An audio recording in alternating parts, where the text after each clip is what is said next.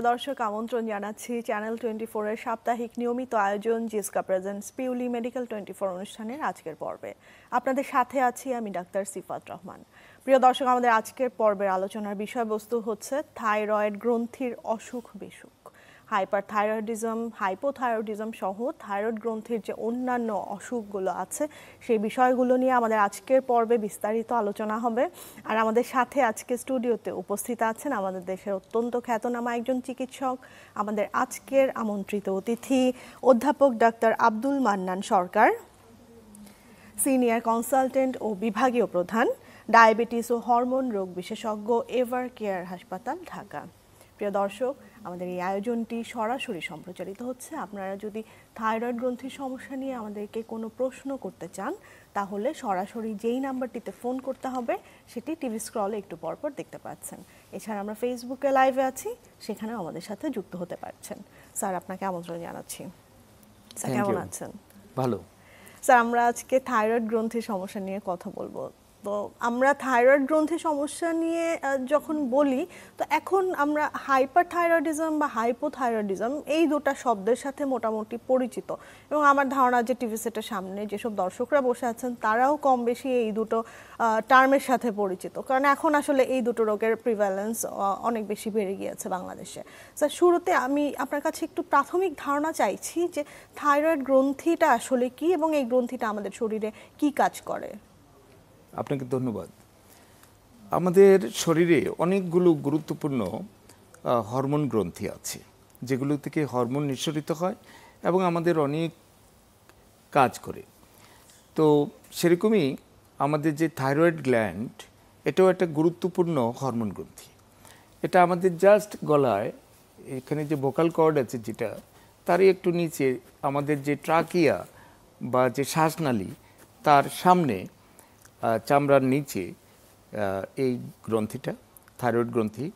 এই থাইরয়েড গ্রন্থিটা অনেক কাজ, আমাদের শরীরে যে মেটাবলিক কর্মকাণ্ড হচ্ছে প্রতিনিয়ত, এই রাসায়নিক ক্রিয়া বিক্রিয়া যেটাকে আমরা বলি মেটাবলিজম, তো এতে কিন্তু এই হরমোনটা ছাড়া আমাদের যে মেটাবলিক যে রিয়াকশানগুলো, এগুলো কিন্তু খুব স্লোলি হবে। আর এই হরমোন যখন ঠিক থাকবে থাইরয়েড গ্ল্যান্ডের, তখন দেখা যাবে খুব সুন্দরভাবে আমাদের শরীরের যে অন্যান্য হরমোনগুলোও খুব ভালোভাবে কাজ করতে পারে। আর এই হরমোন যদি কোনো কারণে একেবারেই না থাকে অথবা কমে যায়, একরকমের অসুবিধা হয়, যেটা আপনি বলেছেন হাইপোথাইরয়েডিজম বলে একটা অসুখ। আবার যদি হরমোন বেড়ে যায় তাহলে এই কন্ডিশনটাকে বলে হাইপারথাইরয়েডিজম। তো সেরকমই আমাদের থাইরয়েড গ্ল্যান্ডের অনেক অসুখ বিসুখ আছে, আমরা ধীরে ধীরে এগুলো আলোচনা করব। জি স্যার, অবশ্যই। এবং আমরা জানি যে হরমোনজনিত আরও অনেক সমস্যা আছে, মেটাবলিক ডিসঅর্ডার, যেগুলো ডায়াবেটিসের মধ্যে একটা অন্যতম রোগ। তো যখন কিনা এই রোগটার সাথে যুক্ত হয় যে থাইরয়েড গ্রন্থির কোনো সমস্যা, তখন কিন্তু সেই রোগীটার দেখা যায় যে কমপ্লিকেশনগুলো আরও বেশি হয়, এবং আপনারা নিশ্চয়ই এই ধরনের কোমরবিড পেশেন্টগুলোকে নিয়েও প্রতিনিয়ত ডিল করেন। তা তো আমরা দেখি, কারণ ডায়াবেটিস একটা হরমোন এবং বিপাকজনিত অসুখ, আর থাইরয়েড তো একটা হরমোনের অসুখ। তো আমাদের ডায়াবেটিস রোগীদের মধ্যেও কিন্তু দেখা যাচ্ছে ডায়াবেটিসও আছে, আবার থাইরয়েড হরমোনের অসুখ আছে। তো আমাদের দেশের রোগীদের এমন একটা অবস্থা, তারা ভালোভাবে বুঝতে পারে না যে আসলে কার কাছে যাবে। যেমন আমি একজন ডায়াবেটিস এবং হরমোন রোগ বিশেষজ্ঞ, এভার কেয়ার হাসপাতালের বিভাগীয় প্রধান। তো রোগীরা মাঝে মাঝে আমাকে জিজ্ঞেস করে, যারা বলে, স্যার আপনার জানাশোনা কোনো ডায়াবেটিসের ভালো ডাক্তার আছে? উনি কিন্তু থাইরয়েড হরমোনের রোগী। তো আমি বলি যে আমরাই তো দেখি। আবার দেখা যাচ্ছে যে যারা ডায়াবেটিস রোগী যাদেরকে দেখি, এরাও যখন তার আত্মীয় স্বজন কারো থাইরয়েডের অসুখ হয় বা অন্য হরমোনের, আমাকে জিজ্ঞেস করে যে এই আপনার পরিচিত ভালো কোনো হরমোনের ডাক্তার আছে? আসলে ডায়াবেটিস এবং হরমোন এই দুটো কিন্তু একই বিভাগের কাজ। যাদেরকে যে সমস্ত ডাক্তাররা এই চিকিৎসাগুলো দিয়ে থাকেন, ডায়াবেটিস এবং হরমোনজনিত যত অসুখ বিসুখ আছে, তাদেরকে বলা হয় এন্ডোক্রাইনোলজিস্ট বা হরমোন রোগ বিশেষজ্ঞ। তো আমরা আরও বোঝার সুবিধার্থে, যেহেতু ডায়াবেটিস খুব কমন, আমরা বলি ডায়াবেটিস এবং হরমোন রোগ বিশেষজ্ঞ। তো এখন আলহামদুলিল্লাহ বাংলাদেশে আমাদের অনেক এই ডায়াবেটিস এবং হরমোন রোগ বিশেষজ্ঞ হয়েছেন, এটা একটা আশার কথা, আনন্দের কথা। এবং তারা নিশ্চয়ই যে বিভিন্ন প্রত্যন্ত জায়গাগুলোতেও হ্যাঁ। রোগীদেরকে সেবা দান করছেন। জি। স্যার, আমরা এখন একটু অসুখের প্রসঙ্গেই চলে আসি, যে আপনি বলছেন যে বেড়ে গেলে এক ধরনের সমস্যা, কমে গেলে এক ধরনের সমস্যা। আমরা যদি একটু জানতে চাই যে এই আচ্ছা। থাইরয়েড হরমোনের পরিমাণটা যদি কমে যায় সেক্ষেত্রে কি কি জি সমস্যা জি হয়? খুবই ভালো প্রশ্ন করেছেন। আসলে আমাদের বাংলাদেশে প্রায় 5 কোটি রোগীর মতো আছে যারা থাইরয়েডের কোনো না কোনো অসুখে ভুগছে। এটা কিন্তু বিরাট একটি সংখ্যা। আমাদের জনসংখ্যা যদি 18-19 কোটি হয়, তাহলে চিন্তা করেন 5 কোটি যদি থাইরয়েডের অসুখে ভোগে। তার মধ্যে গুরুত্বপূর্ণ ব্যাপার হচ্ছে প্রায় 3 কোটি রোগী কিন্তু জানে না যে তাদের একটা থাইরয়েডের অসুখ আছে। আনডায়াগনোসড। হ্যাঁ, আনডায়াগনোসড অবস্থায় তারা ঘুরে বেড়াচ্ছে।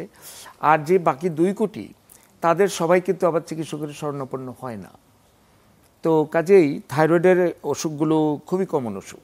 তার মধ্যে হাইপোথাইরয়েডিজম যে কথাটা বলেছি, হরমোনটা যখন কমে যায়, এই রোগীর সংখ্যা, থাইরয়েডের যত অসুখ আছে সবচেয়ে বেশি হলো হাইপোথাইরয়েড রোগী, সারা পৃথিবীতেই, শুধু বাংলাদেশে না। আমাদের বলেছি যে এখান থেকে একটা গুরুত্বপূর্ণ হরমোন আসে থাইরয়েড গ্রন্থি থেকে, যেটার নাম হচ্ছে থাইরক্সিন। এই থাইরক্সিনটা যদি না থাকে, যেমন আমরা একেবারে আগে থেকেই শুরু করি যে একজন মহিলা তার গর্ভবতী হবেন, কিন্তু তার থাইরয়েডে প্রবলেম, বা বিয়ে হয়ে গেছে 8-9 বছর 10 বছর, কিন্তু বাচ্চা হচ্ছে না। দেখা গেল পরীক্ষা করে যে থাইরয়েডের প্রবলেম, এবং একেবারে খুব অল্প প্রবলেম, তাও কিন্তু কনসিভ করছে না। আমরা এটা দিয়ে দিচ্ছি, কনসিভ করে গেল। আবার যখন কনসিভ করবে একজন গর্ভবতী মহিলা, তার পেটে যে বাচ্চা, এই বাচ্চাটা কিন্তু ভালো মতো বেড়ে উঠবে না যদি মায়ের থাইরয়েড হরমোনের স্ট্যাটাসটা ভালো না থাকে। সেজন্য সেখানেও যদি মায়ের হাইপোথাইরয়েডিজম আমরা একটু আঁচ করতে পারি, তাকে আমরা ওষুধ দেই, গর্ভস্থ বাচ্চার কোনো প্রবলেম হবে না, পুরা ফুল টার্ম ডেলিভারি হবে। তাহলে আমি একদম প্রথম থেকেই শুরু করলাম। আবার জন্মের পরপরই দেখা যায় একটা বাচ্চা কনজেনিটাল হাইপোথাইরয়েডিজম বলে একটা অসুখ আছে, যে তার থাইরয়েড গ্ল্যান্ডটা ভালো মতো ডেভেলপ করেনি। এ ধরনের কন্ডিশনগুলো খুব কম। তারপরেও বাচ্চাটা দেখা যাচ্ছে অন্য বাচ্চাদের মতো না। তার যে নর্মাল যে ডেভেলপমেন্ট, যে বাচ্চারা হামাগুড়ি দিবে, বাচ্চাদের দাঁত উঠবে, বাচ্চারা গ্লাস ধরে খাবে, এই ধরনের যে মাইলস্টোনস অফ ডেভেলপমেন্ট, সেগুলো দেখা যাচ্ছে ডিলে। আবার তখনও যদি আমরা ডায়াগনোসিস করতে পারি এবং তাকে থাইরয়েড হরমোন দিয়ে চিকিৎসা করে, একদম ফুল নর্মাল লাইফ হবে। একটা ছোট বাচ্চা যখন দেখা যাবে যে সে ঠিকমতো হাঁটতে পারে না, তার বয়সের বাচ্চারা স্কুলে যাচ্ছে, সে কিন্তু তেমন তার হাইটও বাড়তেছে না, মানসিকভাবেও সে ভালো ডেভেলপ করতেছে না, বুদ্ধিশুদ্ধি হচ্ছে না। ফিজিক্যাল ডেভেলপমেন্ট এবং মেন্টাল ডেভেলপমেন্ট, এই দুটোর জন্য কিন্তু থাইরয়েড হরমোনটা লাগবে। যখনই দেখা যাচ্ছে এই হরমোনটা নেই অথবা পরিমাণে কম আছে, এই কন্ডিশনটাকে আমরা বলি ক্রিটিনিজম, ছোট বাচ্চাদের, এটাও হাইপোথাইরয়েডিজম। আমরা চিকিৎসা করলে এই বাচ্চাগুলো সুন্দর অন্যান্য বাচ্চাদের মতো বেড়ে ওঠে, স্কুলে যায়, নর্মাল লাইফ লিড করতে পারবে। আবার যারা বয়স্ক অ্যাডাল্ট, তাদের ব্যাপারে দেখা যাচ্ছে থাইরয়েডের এই হরমোন, এই যে হাইপোথাইরয়েডের রোগীগুলো, তারা দেখা যাচ্ছে কেমন মোটা হয়ে যাচ্ছে, ওবেসিটি তো এখন হ্যাঁ, কেমন খুবই মোটা হয়ে অ্যালার্মিং যাচ্ছে, একটা সমস্যা। কেমন অলস, কাজকর্ম করতে পারে না, লেথার্জিক ফিল এটা করছে। ভুলে যাচ্ছে। যারা ব্যাংকে ইয়েতে কাজ করে তারা হিসাব মেলাতে পারে না। তারপরে দেখা যাচ্ছে তার গায়ে চামড়া খসখস হয়ে যাচ্ছে, তার মাথার চুল পড়ে যাচ্ছে, তার কেমন ঠান্ডা লাগছে। হ্যাঁ, সে গরমের দিনেও কেমন তার ঠান্ডা লাগছে, অন্যদের গরম লাগে, এরকমভাবে। আবার দেখা যাচ্ছে মহিলাদের ব্যাপারে তার মাসিকটা একটু বেশি হচ্ছে, ইয়েটা। এইভাবেই আমরা এই লক্ষণগুলো নিয়ে আসলে তখন আমরা মনে করব যে হাইপোথাইরয়েডিজম। আমরা শুধু একটা টেস্ট করেও বলতে পারি, TSH, থাইরয়েড স্টিমুলেটিং হরমোন। এটা আমাদের ব্রেনের অ্যান্টেরিয়র পিটুইটারি থেকে আসে। তো এই হরমোনটা যদি বেড়ে যায় তখন বুঝতে হবে হাইপোথাইরয়েডিজম। এটার সাথে আমরা আরেকটা পরীক্ষা করতে পারি, FT4, এটাও একটা হরমোন। এটা কমে যায় আর ওইটা বেড়ে যায়, তখনই আমরা বলি হাইপোথাইরয়েডিজম। তো অনেক ক্ষেত্রে দেখা যায় যে বলে যে কিছু ভালো লাগে না, কেমন যেন কাজকর্ম ভালো লাগে না, ওই টেলিভিশন দেখতেছি অথবা পেপার পড়তেছি, পড়তে পড়তে ঘুমিয়ে যাচ্ছি, খুব লেথার্জি, একেবারে মানে এরকম অবস্থা। কারো কারো খুব ডিপ্রেশন হয় যে আগে এগুলো ছিল না, তখন বুঝতে হবে যে তার থাইরয়েডের একটা অসুখ হয়েছে এবং এটা হচ্ছে হাইপোথাইরয়েডিজম। এটা চিকিৎসাটা কিন্তু খুবই সহজ। যাদের এই ধরনের প্রবলেমগুলো তারা একজন হরমোন বিশেষজ্ঞ শরণাপন্ন হয়ে চিকিৎসাটা নিয়ে নেবেন।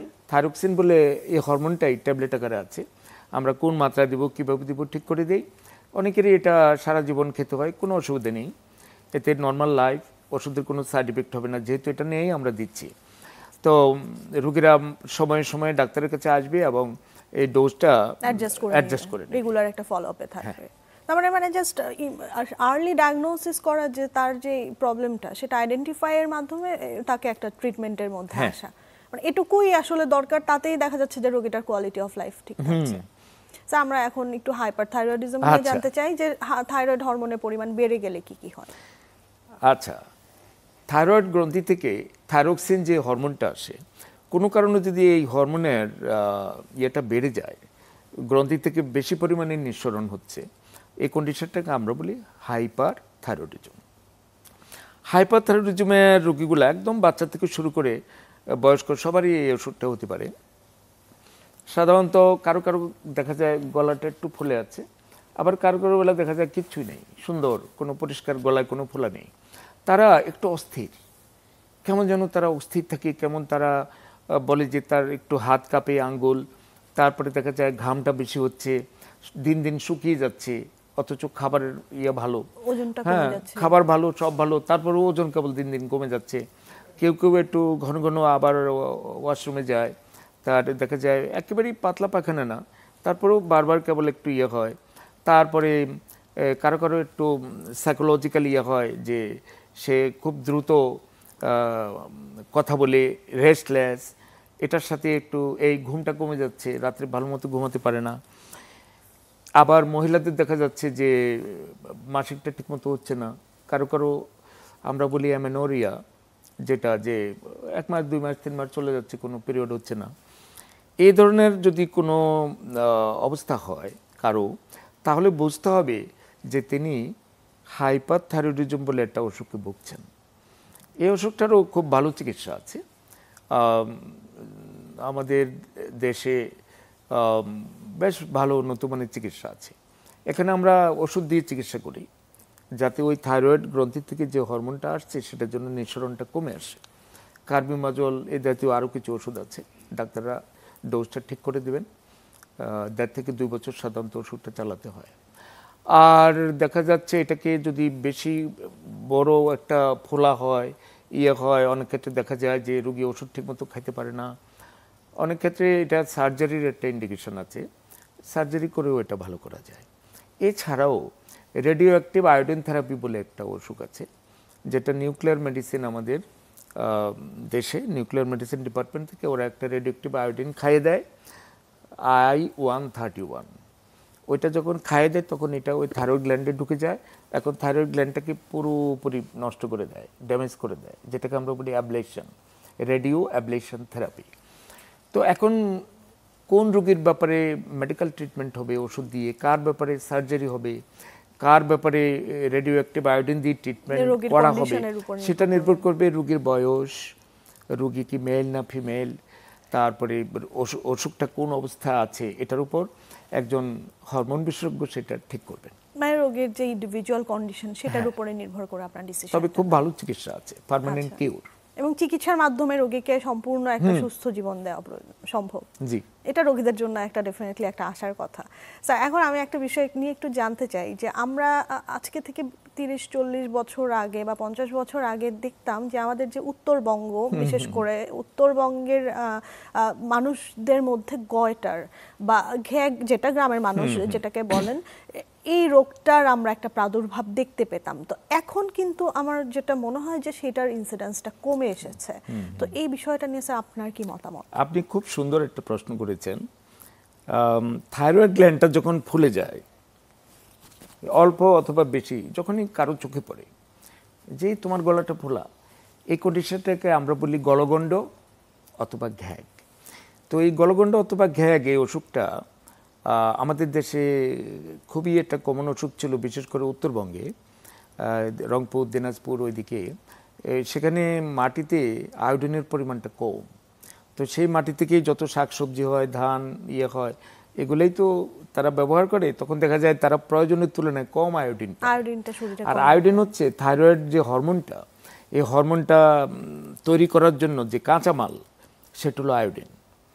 তো আয়োডিনের অভাবে তখন এই হাইপোথাইরয়েডিজম বলে একটা অসুখ হয়, আর গলাটা আস্তে আস্তে আস্তে আস্তে দেখা যাচ্ছে এই সামনে ফুলে ওঠে, যেটাকে আমরা ঘ্যাগ বা গলগণ্ড বলি।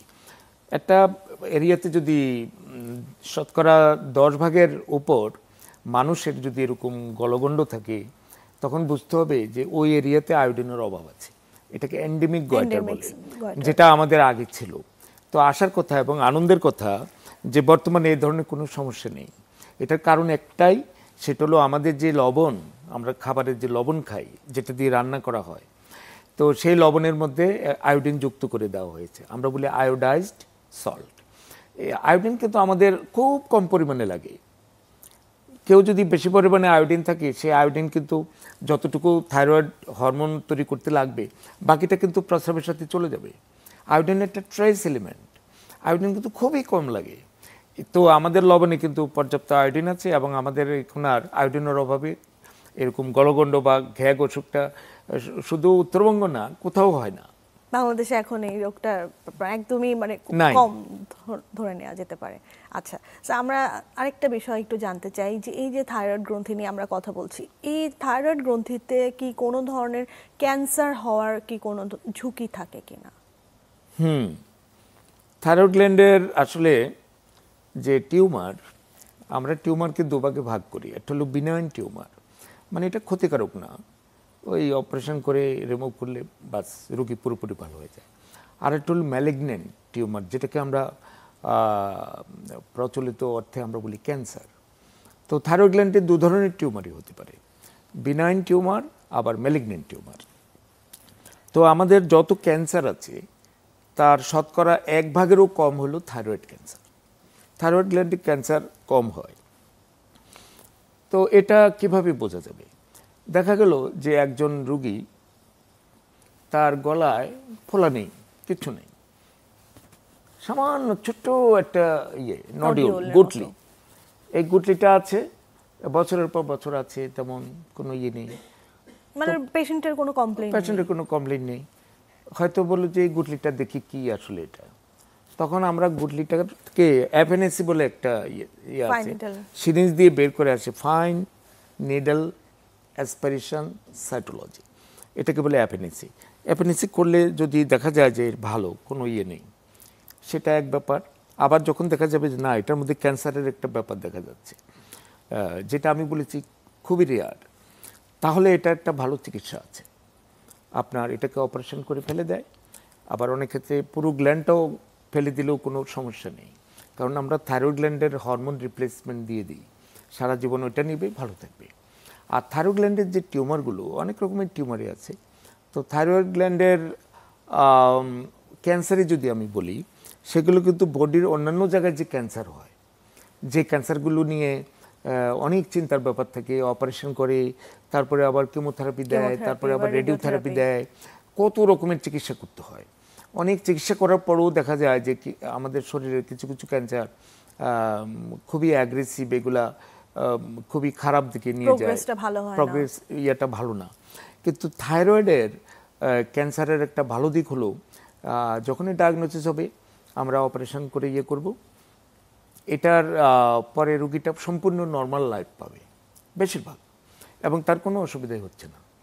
তখনও একজন হরমোন রোগ বিশেষজ্ঞ তিনি আবার একটু পরীক্ষা করে দেখবেন যে তার থাইরয়েড যে কোষ, এই কোষগুলো সব ফেলে দেওয়া হয়েছে নাকি আছে।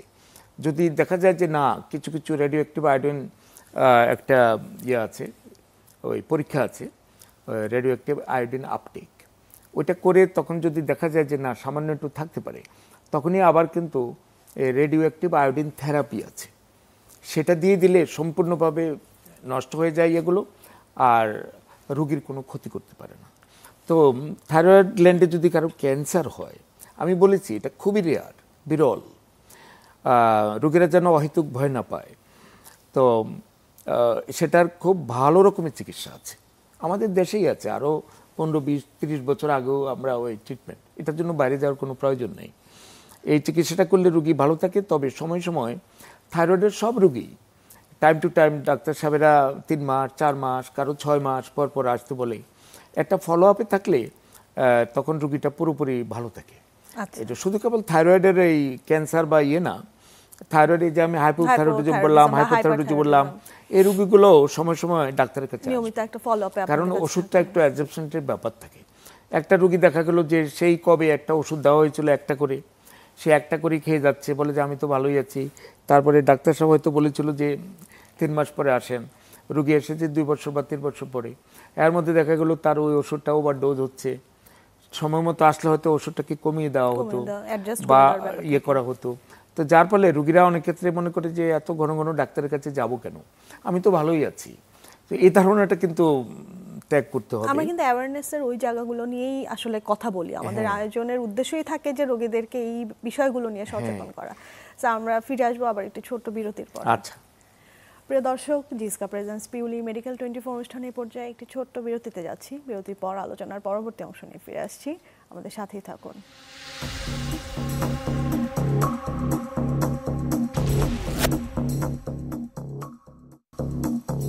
প্রিয় দর্শক, বিরতি শেষে আবারও আমন্ত্রণ জানাচ্ছি জিসকা প্রেজেন্স পিউলি মেডিকেল 24 অনুষ্ঠানে। আজকের পর্বে আমরা থাইরয়েড গ্রন্থির অসুখ বিসুখ নিয়ে কথা বলছি। আর আমাদের সাথে আজকে স্টুডিওতে উপস্থিত আছেন অধ্যাপক ডাক্তার আব্দুল মান্নান সরকার, সিনিয়র কনসালটেন্ট ও বিভাগীয় প্রধান, ডায়াবেটিস ও হরমোন রোগ বিভাগ, এভার কেয়ার হাসপাতাল, ঢাকা। প্রিয় দর্শক, আমাদেরকে সরাসরি ফোন করতে পারছেন, যে নাম্বারটিতে ডায়াল করতে হবে সেটি টিভি স্ক্রলে একটু পরপর দেখতে পাচ্ছেন। স্যার, বিরতি শেষে আবার আমন্ত্রণ জানাচ্ছি।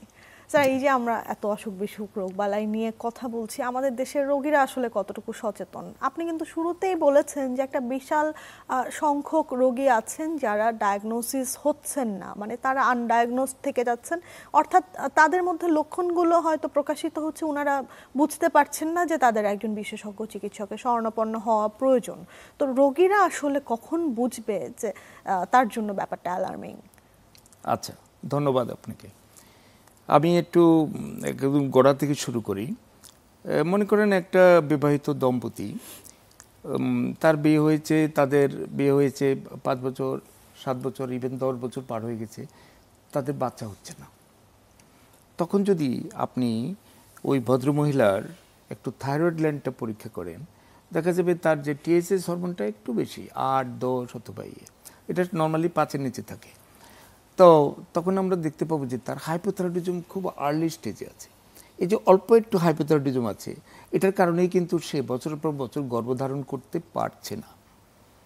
এরকম যে সমস্ত দম্পতির দেখা যায় যে তাদের সবই ঠিক আছে, পরীক্ষা নিরীক্ষা, কিন্তু বাচ্চা হচ্ছে না, আপনি একটু থাইরয়েড গ্ল্যান্ডটা পরীক্ষা করলে দেখবেন যে এটাই একটা কারণ হয়ে বসে আছে। তাহলে এই একটা ব্যাপার। আরেকটা হলো, একজন মহিলা হয়তো হিস্ট্রি দিচ্ছে যে তার 1 বার 2 বার 3 বার কারো কারো 4 বার গর্ভপাত হয়েছে, মিসক্যারেজ হয়েছে, বাচ্চা টিকে না। এই যে বাচ্চা টিকে না, এটার বড় 2টা কারণ কিন্তু ঠিক করতে হবে। একটা হলো গর্ভকালীন ডায়াবেটিস হয়েছে কিনা, আরেকটা হলো থাইরয়েডের হরমোনের কোনো প্রবলেম আছে কিনা। এই 2টা জিনিস যদি আমরা বের করতে পারি, আমাদের এরকম আমাদের রোগী আছে 2 বার 3 বার অ্যাবর্শন হওয়া, বাচ্চা হচ্ছে না। তখন আমাদের কাছে আসার পরে আমরা দেখলাম যে তার তো থাইরয়েডের প্রবলেম। থাইরয়েডের প্রবলেম সুন্দর মতো চিকিৎসা হচ্ছে, বাস এখন বাচ্চা হচ্ছে 1টা 2টা, এরকম নর্মাল হচ্ছে, কোনো অসুবিধা নেই। আমরা একটি ফোন কল নিয়ে আসবো, আমাদের সাথে ফোনে দর্শক অপেক্ষা করছেন। হ্যালো দর্শক, আসসালামু আলাইকুম। ওয়ালাইকুম আসসালাম। আমি স্যারের সঙ্গে একটু কথা বলতে চাই। জি স্যার, শুনতে পাচ্ছেন। দর্শক, আপনার নাম বলে প্রশ্নটি করুন। আমার নাম হলো আঞ্জুমানারা। আমার হাইপোথাইরয়েড আছে, কিন্তু আমি চিকিৎসা চলতেছে আমার, আমি ওষুধ খাচ্ছি, কিন্তু আমার হচ্ছে প্রচন্ড গ্যাস। এটা কি মানে থাইরয়েডের কারণে? প্রচন্ড গ্যাস। আচ্ছা স্যার, আপনার কি কোনো প্রশ্ন আছে ওনার কাছে? হ্যাঁ, ধন্যবাদ আপনাকে। আপনার প্রশ্নটা আমি বুঝতে পেরেছি। আপনার হাইপোথাইরয়েড আছে, আশা করি আপনি ঠিকমতো থাইরয়েডের ওষুধটা খাচ্ছেন। আপনি কিন্তু প্রতিদিনই কিন্তু এই ট্যাবলেটটা সকালবেলা ঘুম থেকে উঠিয়ে খেয়ে ফেলবেন, এবং একেবারে কোনোভাবেই যেন একটা দিনও মিস না হয়, সেভাবে আপনি ওষুধটা খাবেন এবং আপনি ভালো থাকবেন। আর যে গ্যাসের কথা বলেছেন, গ্যাসের সাথে থাইরয়েডের যে অসুখ, হাইপোথাইরয়েডিজমের ডাইরেক্ট কোনো সম্পর্ক নেই। তো সেজন্য আপনি একটু একজন গ্যাস্ট্রোএন্টারোলজিস্ট পরিপাকতন্ত্র বিশেষজ্ঞ ডাক্তারকে একটু দেখিয়ে আপনার হয়তো অ্যাসিডিটি আছে বা ডিসপেপসিয়া যেটাই থাকুক, তারা ওষুধ দিয়ে দিবে, এটা ভালো হয়ে যাবে। আপনার থাইরয়েড গ্ল্যান্ডের সাথে আপনার গ্যাসের সেরকম কোনো যোগসূত্র নেই। ধন্যবাদ আপনাকে। আচ্ছা স্যার, যে প্রসঙ্গে আমি ছিলাম যে রোগীরা কিভাবে বুঝবে, অনেক ক্ষেত্রে রোগীরাও সিদ্ধান্ত নিতে পারেন না যে তার আসলে মানে কার কাছে যাওয়া উচিত বা চিকিৎসকের কাছে গেলে আমি সেটাই বলছিলাম। আর যখন একটা মহিলা গর্ভবতী হন, তার থাইরয়েড হরমোন মাস্ট, এটা করতেই হবে। তার থাইরয়েড হরমোন ভালো আছে, বাচ্চা ভালো। এটা কিন্তু এখন রুটিন চেকআপ হিসেবে করা হয়। হ্যাঁ, আরেকটা হলো তার ডায়াবেটিস আছে কিনা। বিশেষ করে যাদের বাবা মার ডায়াবেটিস আছে তারা যেন 24 থেকে 28 সপ্তাহের মধ্যে অন্তত একটা জিটিটি করে। তা তো উচ্চ ঝুঁকিপূর্ণ। হ্যাঁ, তারা খুব ঝুঁকিপূর্ণ। এই আরেকটা ব্যাপার হলো, একটা বাচ্চা জন্ম নিয়েছে, দেখা গেল বাচ্চাটা কেমন যেন চুপচাপ, কান্নাকাটি করে না, বাচ্চার কেবল ঠান্ডা লাগে, বাচ্চা যখন কাঁদে তখন গলার আওয়াজটা কেমন কর্কশ মনে হয়, এবং বাচ্চাটার কনস্টিপেশন, আপনাকে ধরে রাখতে হবে তার হাইপোথাইরয়েড হয়েছে কিনা। মানে নবজাতক বাচ্চা, একদম নবজাতক বাচ্চা। আর আমাদের নবজাতক বাচ্চাদের বেলায় ঠিক ডেলিভারির 2 থেকে 3 দিন পর তার যে রক্তের টিএসএইচ হরমোনটা কত, এটা দেখে নিলে তখনই ডায়াগনোসিস হয়ে যায়। আর তখন থেকে যদি আমরা চিকিৎসা শুরু করি, একদম নর্মাল লাইফ সব হবে।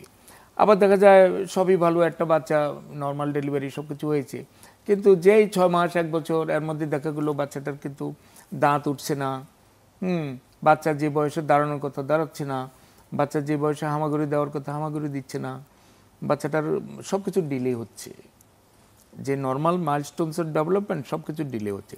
সাথে সাথে কিন্তু আপনার এই থাইরয়েডের কথা চিন্তা করবেন, এবং থাইরয়েডের চিকিৎসাটা দিলে পুরোপুরি নর্মাল, তার ফিজিক্যাল ডেভেলপমেন্টও হবে, তার বুদ্ধিও হবে, মেন্টাল ডেভেলপমেন্ট। থাইরয়েড হরমোনের কারণে দেখা যাচ্ছে বাচ্চা একটুকু হয়ে থাকে, বয়স হলো 8-10, তার বয়সের বাচ্চারা সে ছোট,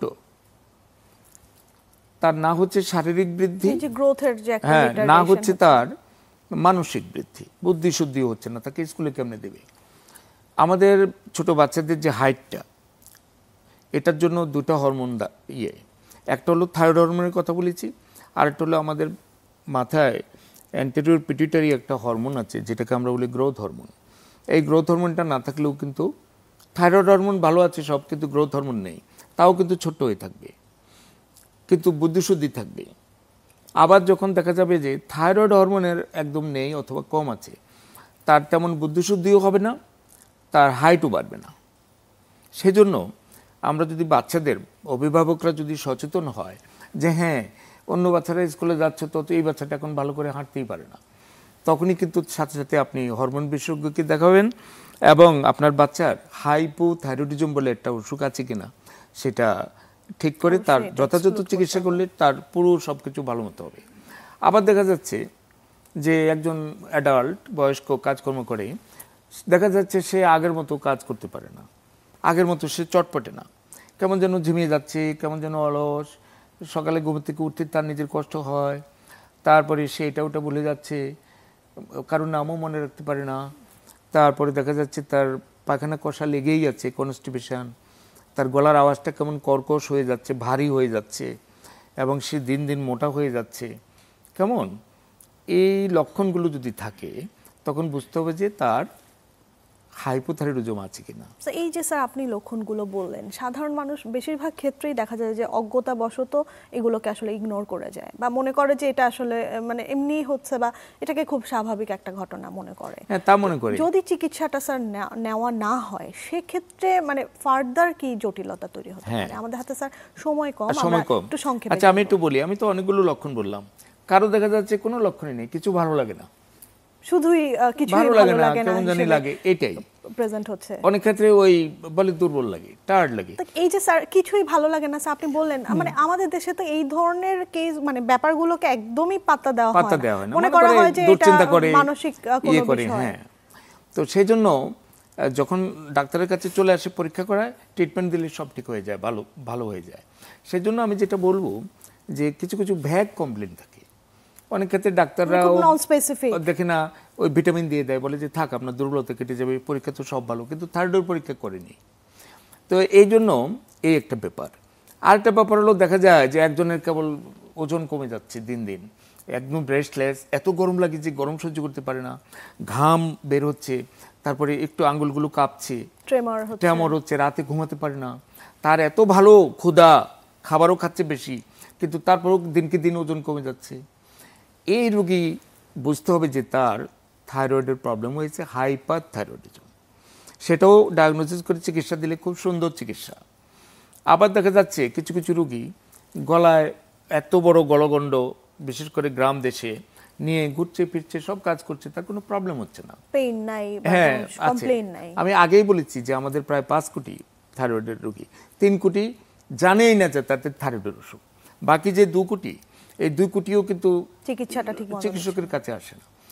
গ্রামে কিন্তু দেখা যায় যে মহিলারা 15-20 বছর তার গলার এটা ফোলা আরো বাড়ছে, একবারে এত বড় হয়ে যাচ্ছে, বলে আমার তো কোনো অসুবিধা হচ্ছে না। আমরা শেষ করব। তো স্যার, আপনাকে অসংখ্য ধন্যবাদ যে আপনার মূল্যবান সময় থেকে আমাদেরকে সময় দিয়েছেন এবং অনেকগুলো ইনফরমেটিভ কথা আসলে আজকে আপনাকেও ধন্যবাদ। প্রিয় দর্শক, জিসকা প্রেজেন্স পিউলি মেডিকেল 24 অনুষ্ঠানে আজকে পর্বে আমরা থাইরয়েড হরমোনের সমস্যা নিয়ে কথা বলছিলাম। আমাদের বিশেষজ্ঞ চিকিৎসক আজকে আলোচনা করেছেন এই বিষয়গুলো নিয়ে। আশা করছি আপনারা উপকৃত হয়েছেন। সামনের পর্বে দেখা হবে নতুন কোনো বিষয় নিয়ে। আপনারা সবাই ভালো থাকুন, সুস্থ থাকুন।